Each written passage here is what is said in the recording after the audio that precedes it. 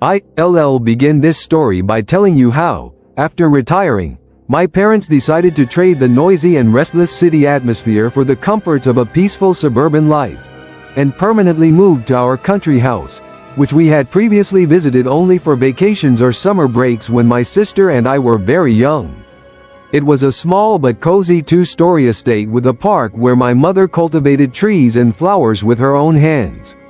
Within walking distance, there was also a large dense forest and a picturesque lake where we spent countless days of our carefree childhood. My parents, unfortunately, have been considered missing for several months now. While this place truly appears ideal for enjoying life's pleasures and finding peace of mind, nature isn't always kind to humans, and those same deep waters of the lake or the dark depths of the forest may harbor many dangers. The mystery of my parents' disappearance is deepened by the fact that they vanished without a trace. After several days of searching, the search party could only shrug their shoulders, while the forensic team, having examined all the evidence in the house, concluded that my parents had been in the house before suddenly disappearing.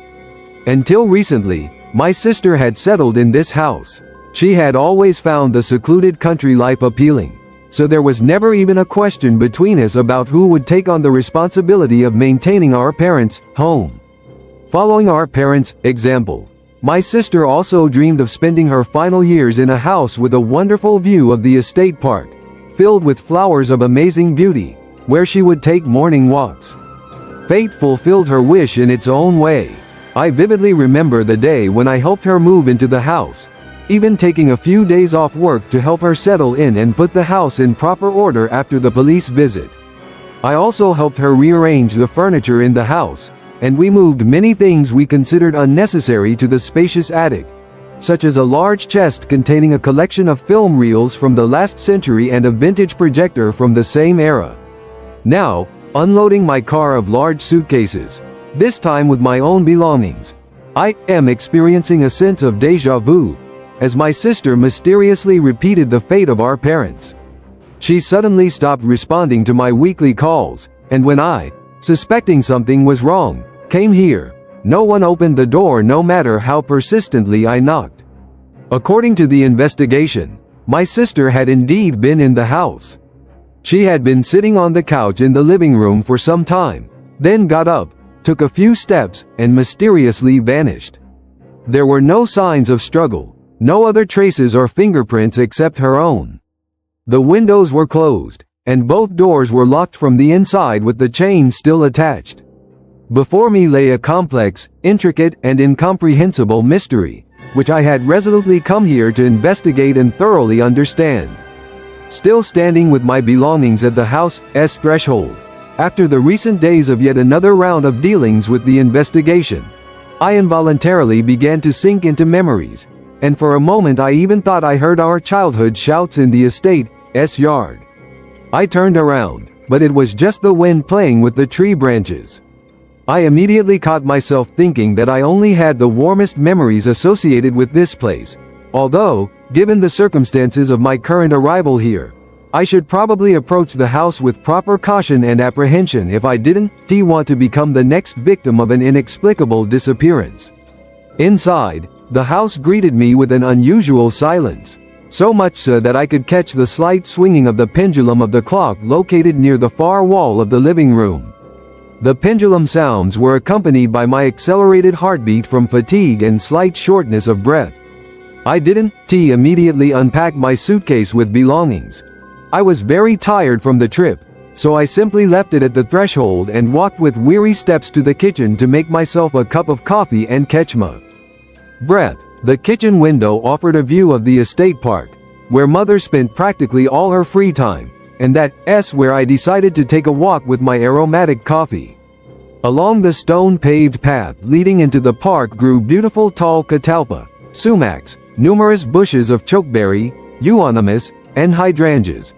A cozy gazebo was nestled nearby, wrapped in sharp-leaved willow, and next to it, a small decorative maze of red-leaf serviceberry. How much work, patience, and love had been invested in creating this majestic beauty. And even though Mother was no longer around, I felt her presence now more strongly than ever, as if she were walking through her park with me. The walk enchanted me for the next hour, during which I not only fully restored my strength but also managed to make a small plan for future work. For example, a branch of one of the catalpa was already seriously broken, and it wouldn't hurt to saw it off quickly, not waiting for it to fall on the hydrangea bush in a gust of wind. Similarly, it would be good to trim the dried grapevines and clean up the fallen leaves and petals that had accumulated in large quantities. I intended to start all this tomorrow morning, but for now, I continued my walk through the remaining territory of the park, after which, full of inspiration, I returned to the house. I spent the rest of the time until evening settling into the house. First, I walked through the entire house to make sure it was in complete order and that the toolbox didn't need to be opened yet. Even dust didn't catch my eye much, so the house didn't need cleaning either. Strangely, even the attic was exceptionally clean, as if it had been put in order shortly before my arrival. The house generally created the impression that mother, father, and sister had just briefly left the house on their business and would return quite soon. But, to my great regret, I understood that this wasn't the case at all. I spent the remainder of the evening in the kitchen preparing food for the next few days, after first making a trip to the nearest store for groceries. Only after spending a long time at the stove did I finally get to my suitcase and start unpacking. The sun by that time was already hurrying to reach the horizon, preparing the sky for the quick emergence of the silvery moon surrounded by countless enchanting stars. The large wall clock was already showing the beginning of 11 when I, coming out of the shower, could begin my long-awaited preparation for sleep. However, first I had to peek into the darkness of the yard for a moment, as my car alarm suddenly went off, and then I noticed that I had forgotten to turn off the kitchen light after I finished cooking. Earlier in the day upon arrival here, I had noticed that my sister had brought the large vintage projector into the living room, which we had, as I mentioned earlier, moved to the attic along with the heavy chest full of old film reels. To the right of the fireplace was a large bare wall that allowed the projector to be positioned opposite it, near the couch, and comfortably watch movies on it. That's what I decided to do before bed. Several small round metal boxes with film reels were already lying near the projector. But they were all unlabeled, so I chose a film at random. I had to fiddle around a bit before figuring out how to thread it into the projector, but soon enough a rectangular patch of light, like a veil of nostalgia, was running across the wall. The slight blur and faded colors added mysticism to the projection, and the first thing that appeared in the frame on the large wall was that same lake located near the house, where we very often went with our parents to relax. And if at first I thought that this film reel was obviously over half a century old, then when I saw my parents appear in the frame, I began to guess that they had apparently discovered a new hobby and started capturing their retirement life on some old video camera. Purchased, most likely, along with this antique projector and the whole chest of video reels in the attic. The frames of days long past leisurely wove their story while I was increasingly overcome by accumulated fatigue. My gaze began to gradually fade, and consciousness slowly retreated into the shadow of sleep. And in the very first minutes of the video, my fatigue led me into a world so close to reality that the boundaries between sleep and reality were significantly blurred. Or they didn't exist at all, as my feelings and consciousness could hardly distinguish dream from reality. In it, I saw my parents. They stood before me as if embodied from my memories. Mother's eyes sparkled with warmth, and father smiled his usual kind smile. We walked along the lake, exchanging stories, like in the good old days. I heard their laughter, saw their emotions. We hugged a lot. I felt them alive again and enjoyed every second of this precious moment. My heart was beating so vividly with excitement that it was hard to believe it was just a dream. I was awakened by a fly that had somehow penetrated the house through the mosquito netting on the windows. It buzzed over my ear several times, after which it long tried to fly out the window, loudly hitting against the netting and window frame until I got up and let it out. Despite this, I slept well and felt indescribably joyful, still being under the pleasant impressions after such a warm meeting with my parents in the dream. As teenagers, my sister and I sometimes practiced so-called lucid dream incubation, watching various movies before bed and falling asleep to them. And most often these were horror movies, after which we had related nightmares all night. Here, obviously, the same phenomenon was taking place, which I had been gradually approaching throughout yesterday. Namely, I am in a house whose walls still preserve the memory of their former owners, a long walk and admiration of the park built by gentle mother's hands, my fatigue for the whole day, and finally, an extraordinary find in the form of a video archive with memories of my loved ones. And now the mere thought of what I experienced at night made my heart tremble joyfully in anticipation of evening's arrival, as today I intended to experience those same emotions again by turning on the projector before bed once more. Meanwhile, the hot summer sun was already high in the endless blue sky, where there was no place even for the smallest cloud. Nature was beginning to breathe hot air, although the morning breeze still carried some night coolness. From afar came the chirping of birds, the chirping of cicadas, and the slight rustle of leaves in the wind. All these sounds united into one great true summer symphony. I started my morning as planned, with comprehensive work in the estate park.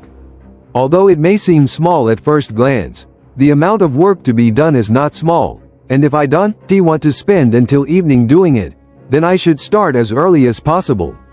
After breakfast, I first went up to the attic in search of garden tools. At first glance, I needed pruning shears, a leaf rake, and also a saw or hacksaw. I didn't want to take anything extra with me, but I also had no desire to climb up to the attic a second time.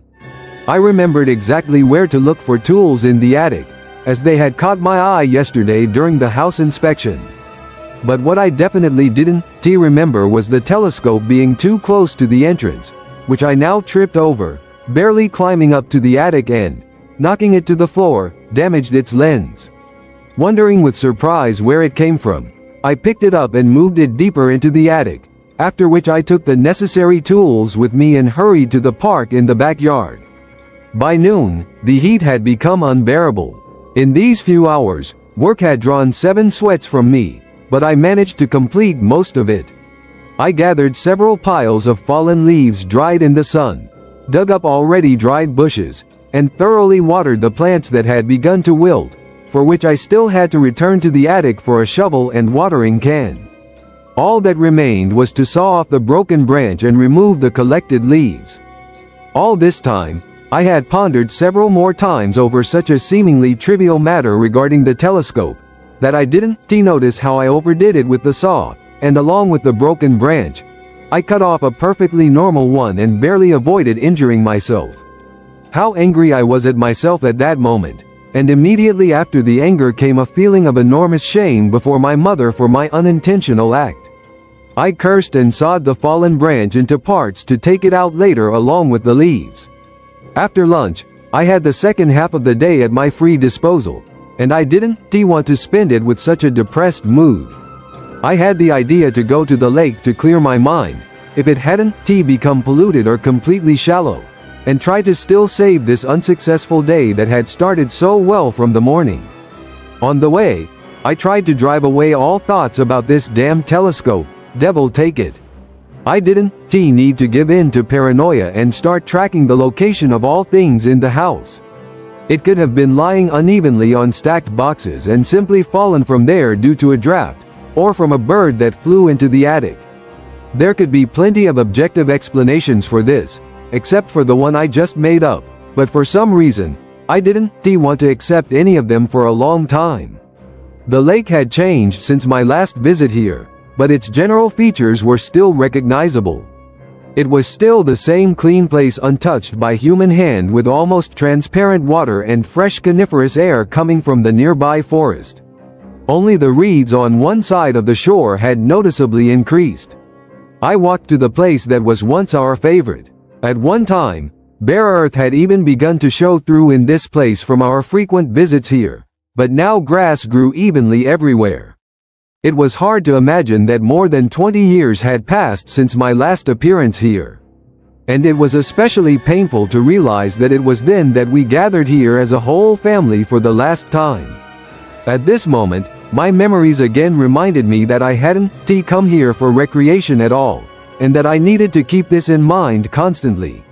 Also, that I should be as attentive and focused as possible. Therefore, I entered the water not so much with pleasure as with caution, not swimming far out, and not staying in the water for long, constantly looking around in all directions and listening to the surroundings. But besides lake flies and birds occasionally flying over the lake, there was nothing else to be heard or seen. The tranquility of nature was too frightening for me. However, I didn't even assume that I needed to be wary not of the lake with its potential inhabitants, or nature in general. I entered the house again too tired and downcast. The trip to the lake didn't have such a favorable nostalgic effect that I could cleanse myself of all thoughts there, relax and properly rest. On the contrary, now becoming a distrustful paranoid and constantly keeping in mind the unsolved mystery of my parents' and sister's disappearance, I could no longer calmly perceive the places of our former happy life. Each of them could harbor its own insidious surprises. I felt not so much physically tired as morally exhausted. I think I need to go back to the city for a while so as not to start going crazy. Maybe I'll even do it tomorrow.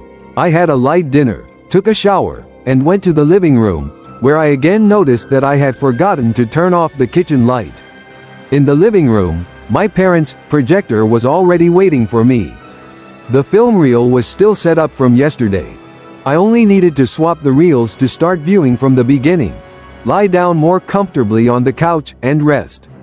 Finally, this crazy day is ending, I thought, and, starting the film, made myself comfortable. The wall was illuminated by a rectangular pale patch of light. The white background, like yesterday, changed to a frame with a view of the lake, and it showed exactly that favorite place of ours where I had spent my day today. A gentle summer breeze tenderly swayed the branches of trees located far in the background forest. Occasionally lake flies and dragonflies flew through the frame. For a moment, I even felt like I was there again, as everything was absolutely the same as I had seen today with my own eyes. Then my parents appeared in the frame. They unhurriedly moved away from the set-up video camera, carrying beach bags on their shoulders, until they reached our spot in the clearing, where they began to spread out a blanket. While unloading the contents of the bags, for a moment the parents turned to the camera and, smiling, waved friendly. I unconsciously waved back. I watched what was happening in the projection with delight, and no matter how unfavorable my day had seemed, I caught myself sitting with a smile the whole time. Father ran to plunge into the river and brought water in his palms, which he playfully poured on Mom. She opened a bottle of water and poured it on him in response. I hadn't seen them so happy for a long time. They were fooling around and laughing, zealously spending every minute of their life. And although the video recording was without sound, I was so enchanted by what was happening that I seemed to clearly hear their joyful laughter, the splashing of water, and even every sound that surrounded them, including the buzzing of lake flies. Not much time passed before I realized that the buzzing was actually real. I became convinced of this after a fly literally flew in front of my eyes and settled somewhere on the ceiling. I was puzzled about where it came from, whether it had sneaked in again through the front door, or if it was the same one as yesterday. However, I immediately dismissed the latter assumption, remembering how I had chased the fly out in the morning after removing the mosquito screen. I watched the film to the end with interest. The entire video lasted no more than 10 minutes, and immediately set about chasing the fly, again removing the screen from the window. Although I could have slept in a room with closed doors, I didn't want to find a whole brood of flies in the house the next day. This tiny nuisance flew for a long time from one wall to another, buzzing loudly, until it finally found the open window. After this, my former sleepiness completely disappeared, and I irritably trudged to the kitchen to make myself some tea. I had no plans for tomorrow except to go home to the city for a while, so there was no need to get up early. I would watch the available video reels until I fell asleep under them again. With a now familiar motion, I threaded the film into the projector and sat more comfortably on the couch with a hot cup of tea. The pale white screen changed to an opening frame showing the entrance to the estate park in the backyard. I immediately winced slightly from the unpleasant feeling in my soul that arose. Until this moment, I had successfully forgotten about the incident that happened during the day, but now, when I again vividly remembered how I had ruined nearly half of the tree, I felt my face turning red with guilt. I would gladly forget about it again. Meanwhile, Mom's joyful and smiling face appeared before the camera. How good that she doesn't see me now, and what I've done, I thought. She stood for a while and, without taking her gentle gaze away, looked straight into the camera, and then smiled even wider. It seemed to me that at this moment she was looking straight into my eyes, into my soul, so much that I managed to feel her close presence, and slightly shuddered from this. The frame jerked. This was Mom taking the camera in her hands, and, heading for a walk in the park, continued to film herself at arm's length. She was recording her wonderful creation on video, sometimes holding the camera with both hands, and spinning like that in a dance. The park in the video looked very well maintained, not a single leaf or wilted flower on the ground. That's what maternal care means. And not wanting to praise myself, and let what is said not be perceived as my excuse to not seem like a self-satisfied person, but today after me, the park looked identically well maintained and cleaned. Here Mother merrily wanders along the stone-paved path along the catalpa, sat in the gazebo entwined with sharp-leaved willow, then again spins near the purple gladioli and stems of climbing roses, runs her hands over the bed of elegant purple hydrangeas. But what is this? SSSSS, damn it. From surprise, I spilled hot tea on myself, got burned, and dropped the cup on the floor. Endless waves of anxiety flooded my soul from what I had just seen in the projection. My wide-open eyes warily continued to follow what was happening on the film reel, running from one corner of the projection to another. But Mom again began to actively spin in the frame with the video camera, causing everything around her to blur in motion. Not waiting for the end of the video, I immediately got up from the couch and approached the projector, then felt for the rewind button and with the same wide-open eyes began to watch intently. My fingers were trembling with excitement, and my breathing quickened. I wonder, did my imagination just play a cruel joke on me a moment ago? Had I succumbed to fatigue again, not distinguishing between reality and visions? Had I unknowingly fallen asleep again, and suddenly woken up when I spilled tea on myself? But what if not, and I hadn't imagined it?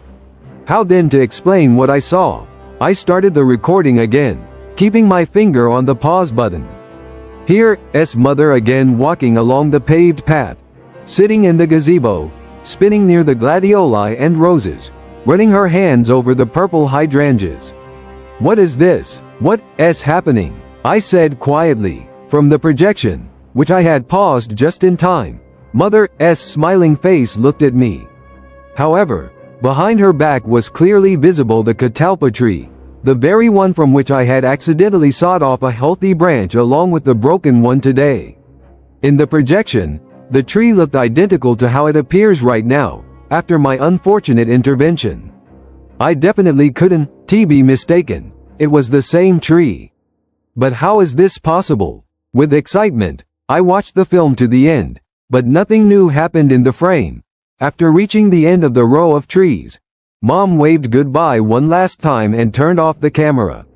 After which silence hung in the living room, broken only by the noise of the projector working. For some time, I just stood by the projector, trying to find an explanation for what I had just seen. Instead of answers, more and more questions arose in my head, and any even plausible guesses immediately shattered against my doubt in their truth. How could my carelessness, which happened literally today in the afternoon, appear on a recording from the past? What is this? An incredible coincidence or an optical illusion? And what else incomprehensible might await me on the next recordings? In any case, I apprehensively threaded another reel with film into the projector and pressed the play button, freezing in anticipation. On the next video, the opening frame showed early night, when the last rays of the setting sun had already given way to the majestic moon and brightly twinkling stars in the sky.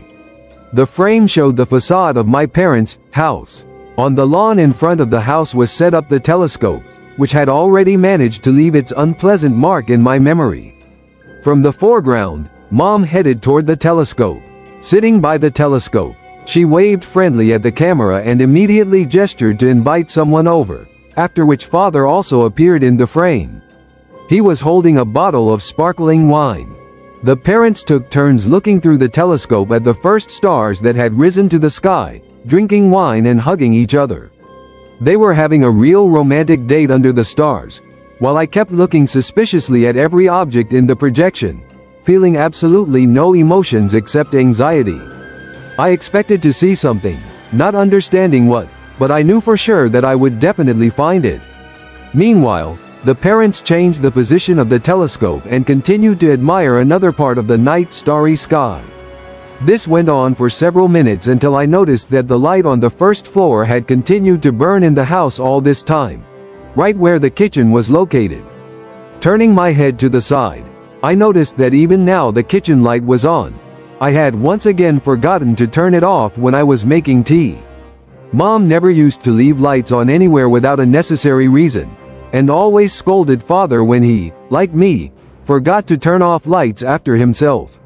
Why then did Mom not turn off the kitchen light now before going out into the yard with the telescope? The terrifying solution to this mystery didn't keep me waiting long. Father lifted the telescope to change its position once again, stumbled under the influence of the wine he had drunk and fell along with the telescope somewhere in the foreground, where the video camera's view didn't reach. Light actively flickered from the foreground, and I, sitting on the couch, was seized by cold fear, because a moment later the front door in the house opened, and in the doorway I saw myself remotely turning off the car alarm. The door closed, after which the kitchen light went out too. I froze in place from the horror I had seen and couldn't believe my eyes.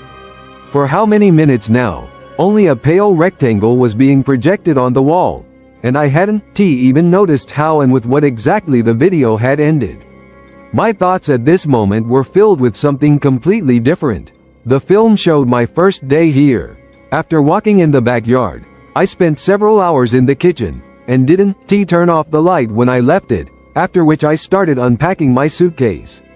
Then, when I came out of the shower, suddenly the alarm went off, and I looked out into the darkness-covered yard to turn it off.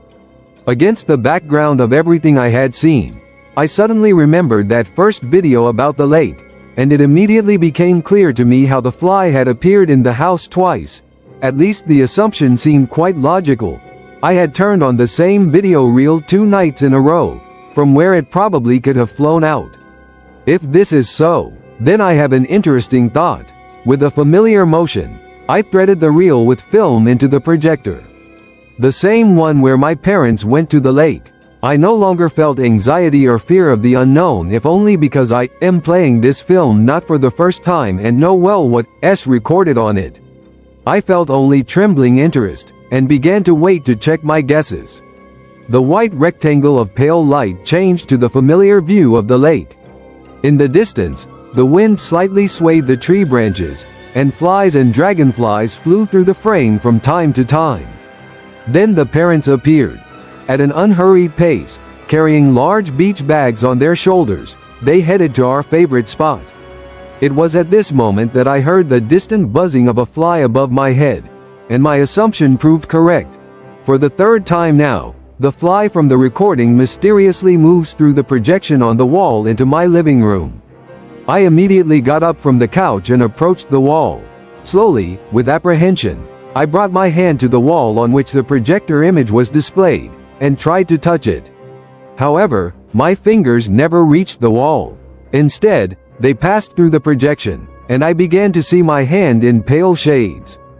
I took a step toward the wall, and felt myself stepping onto fresh grass. A pleasant summer wind was blowing on me, carrying the aroma of lake freshness. The sun's rays reached for me like golden threads and enveloped me with their warmth, and the melodious rustle of leaves in the distance only complemented the already magical beauty of this place. Turning around, I didn't see the living room, only thickets of reeds, above which lake flies were flying. There was no way back for me anymore. "Mom, Dad," I said with excitement. The parents stopped and turned around curiously. They dropped the bags they were carrying on their shoulders onto the grass. Seeing me, dear maternal eyes, as before, shone with warmth, and father beamed with his usual kind smile.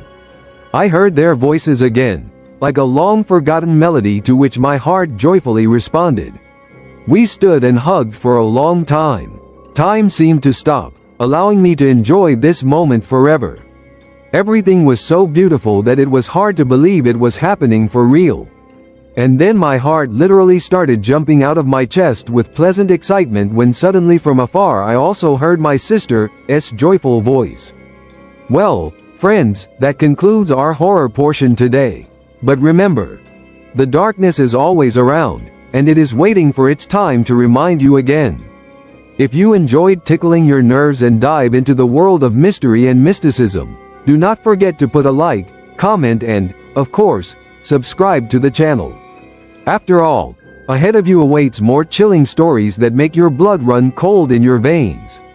Click on the bell to not miss new videos, and remember, sometimes the worst is what is hidden in silence.